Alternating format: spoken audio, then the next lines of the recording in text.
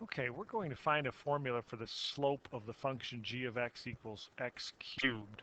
And then we're going to use that formula to find what our slope is when x is 1 and what our slope is when x is -2. So we want a general formula. I don't want to try to attack just the slope of 1 or just the slope of -2.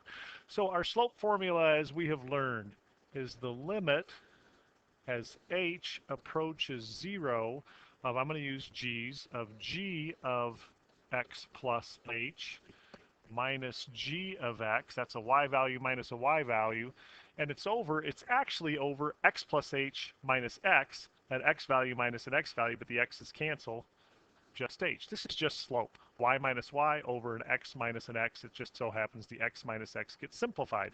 So I want to find g of x plus h, but g is a factor that takes things and cubes them. I'm not going to get x cubed plus h. The thing that's getting cubed is x plus h. So I get x plus h, all of it cubed, minus g of x. G of x is plain old x cubed, all on h. And of course, I'm trying to find the limit as h approaches 0. So with a little help from Pascal's triangle, not a bad time to review that, I can get my coefficients for this binomial expansion, and I get 1x cubed plus 3x squareds with an h plus 3x's with h squared plus 1h cubed minus the x cubed that was already up here, all on h. I'd love h to be 0.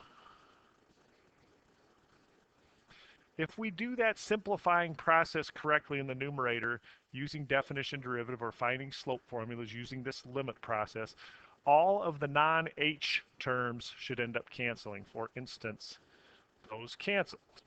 And then I look at my other three terms, and I notice that I can't combine them, but I can factor an h out of the numerator and cancel that h against the denominator. So I'm left with limit as h approaches 0 of 3x squared when I cancel the h, plus 3xh when I cancel one of the two h's, plus h squared. And I would love h to be 0, but no problem now making h 0.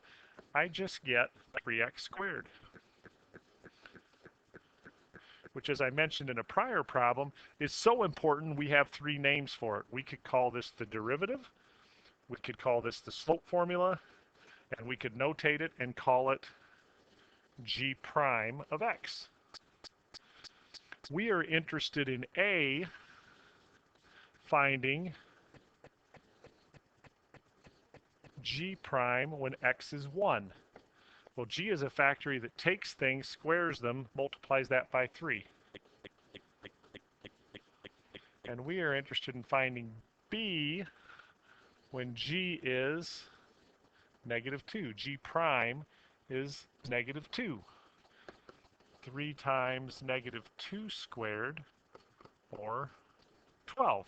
So our slope of this curve, our function's curve, the slope when we hit 1 is 3. And our slope at -2 is 12.